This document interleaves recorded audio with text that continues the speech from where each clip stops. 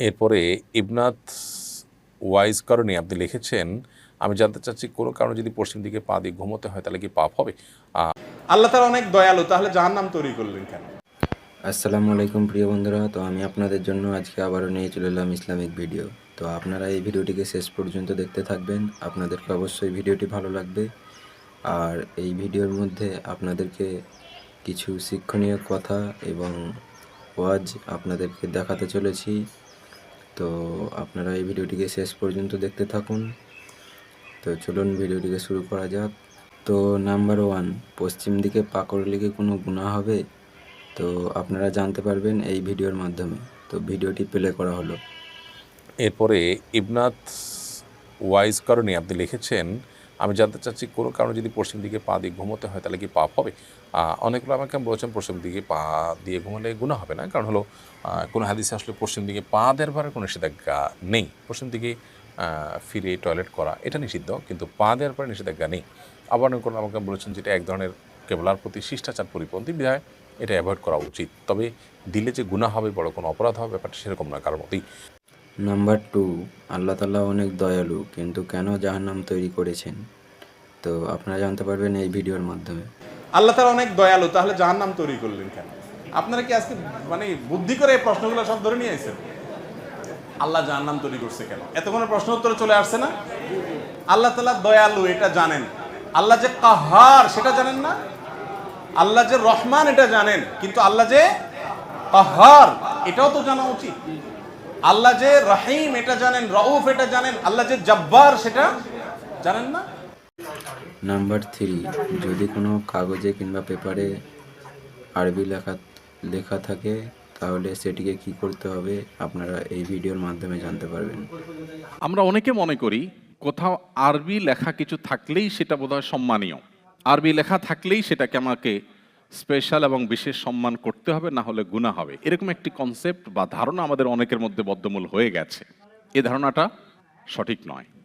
আরবি টেক্সট, এই টেক্সটে কোনো কিছু লেখা থাকলেই সেটা ভালো হতে হবে, নট নেসেসারি। আমি চাইলে আপনাকে আরবিতে গালি দিতে পারি, কারণ আপনি আরবি বুঝবেন না।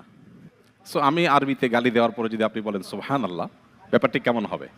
আপনি অ্যাপ্রিসিয়েট করলেন গালিকে, তাই না? আরবিতে হলেই যে সেটা ভালো হয়ে যাবে এমন কোনো কথা নেই। নাম্বার 4, আপনারা যদি আপনার নিজের নেকি আপনার বাবা মাকে দান করেন কিংবা আল্লাহর কাছে দোয়া করেন যে নেকিটা তাদের হোক এবং তাদেরকে দেওয়া হোক, তো সেটি কবুল হবে কি হবে না আপনারা এই ভিডিওর মাধ্যমে জানতে পারবেন। তো ভিডিওটি প্লে করা হলো। আমি যদি আল্লাহর কাছে দোয়া করি যে আমার নেক হায়াতের কিছু অংশ আমার বাবা মা এবং পরবর্তীতে আমার জীবনসঙ্গিনী পাক, এ ধরনের দোয়া করা কি ভুল হবে? আপনার জীবন অংশ তাদেরকে কেন দিতে হবে? আল্লাহ তালার ভান্ডারতে কোনো কমতি নেই। আল্লাহ আমাকে দোয়া করবেন তাদেরকে যেন আল্লাহ তালা নেক হায়াত দেন, তাদের জন্য আল্লাহ তালা হায়াত বৃদ্ধি করে দেন। আপনারটা তাদেরকে দেওয়ার কথা বলা এটা কোনো যুক্তি কিছু নয়। নাম্বার 5, আপনাদের বাড়িতে এবং ঘরে যদি কোনো বৃদ্ধ মহিলা কিংবা বৃদ্ধ মানুষ থাকে, তো তারা যদি রোজা না করতে পারে, তো কি করলে তাদের রোজা কবুল হবে এটি আপনারা এই ভিডিওর মাধ্যমে জানতে পারবেন। আফরোজ রিমো এআইডি থেকে আপনি লিখেছেন, আমার দাদি অতি বৃদ্ধ এবং অসুস্থ, তিনি রোজা রাখতে পারেন না, করণীয় কি? বোন আমেনা, আপনার দাদি যিনি অতি বৃদ্ধ এবং বয়সাধিক্যের কারণে তিনি রোজা রাখতে পারেন না, এবং এরকম ব্যক্তি সুস্থ হয়ে আবার কখন রোজাগুলো রাখবেন সেই সম্ভাবনা একেবারেই ক্ষীণ, নেই বললেই চলে। এরকম ব্যক্তিদের জন্য শরিয়ার বিধান হলো ফিদিয়া দেওয়া। আল্লাহ রাব্বুল আলামিন কোরআনে হাকিমে বলেছেন, ওয়াদাল্লাযীনা ইউতিকুনাহু ফিদিয়াতু তাআম মিসকিন, যারা সিয়াম রাখতে শারীরিকভাবে অপারগ তারা সিয়ামের পরিবর্তে ফিদিয়া দিয়ে দিবে। ফিদিয়া হলো যতগুলো রোজা তার ভাঙতি পড়বে সেই রোজাগুলোর বিপরীতে একজন করে মিসকিনকে খাদ্য দিবে। সেক্ষেত্রে একজন মিসকিন দুবেলা খেতে পারেন সেরকম ব্যবস্থা করে দিবেন, এবং 30টা রোজার জন্য 30 জন মিসকিনকে দুবেলা খাবার দিয়ে দিবেন। শুধু যদি চাল কিনে দেন তাহলে সেক্ষেত্রে আমরা যে ফিতরা দিয়ে থাকি, একটা রোজার জন্য একটা করে ফিতরা, 30টা রোজার জন্য 30টা ফিতরার সমপরিমাণ খাদ্য আপনি কোনো গরিবকে কিনে দিলেন। আনুমানিক 1.5 কেজি করে চাল যদি আপনি প্রত্যেক রোজার জন্য দেন, তাহলে 30টা রোজার জন্য 45 কেজি করে চাল আপনি একটা ফ্যামিলিকে কিনে দিলেন অথবা কয়েকজনকে কিনে ভাগ করে দেবেন। তাতে ইনশাআল্লাহ বিদিনল্লাহ আপনার দায় মুক্ত হয়ে যাবেন।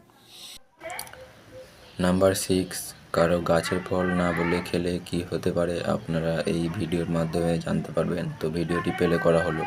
কারো গাছের ফল না বলে খেলে পরবর্তীতে সমপরিমাণ টাকা গাছের মালিকের মোবাইল রিচার্জ করে দিলে দায়মুক্ত হবে কিনা? না বলে খেয়েছেন, পরবর্তীতে আপনার মধ্যে অনুশোচনা এসেছে, আলহামদুলিল্লাহ, তো আপনি তওবা করে ফিরে এসেছেন, আল্লাহর কাছেও মাপ চেয়েছেন এবং তার টাকাটা তার কাছে ফেরত দিয়েছেন, তাকে মূল্যটা ফেরত দিয়েছেন, আলহামদুলিল্লাহ, আশা করা যায়। নাম্বার 7, আপনারা যদি রমজান মাসে সেহরি না খেতে পারেন তাহলে কি রোজা হবে? তো আপনারা জানতে পারবেন এই ভিডিওর মাধ্যমে রোজা হবে কি না হবে। তো ভিডিওটি প্লে করা হলো। এমডি মারুফ বিল্লাহ, আপনি লিখেছেন সাহরি খেতে না পারলে কি রোজা হবে? সাহরি খেতে না পারলেও রোজা হবে। কোনো কারণে কেউ সাহরি খেতে পারলো না, তার মানে তিনি রোজা রাখবেন না, ব্যাপারটা কিন্তু তা নয়। অনেকে আছেন যে সাহরি খেতে না পারলে তিনি ভেঙে পড়েন যে কীভাবে রোজা রাখবেন। আসলে এতটা দুর্বল হওয়া, এতটা হীনমন্য হওয়া মুসলমানের সাজে না।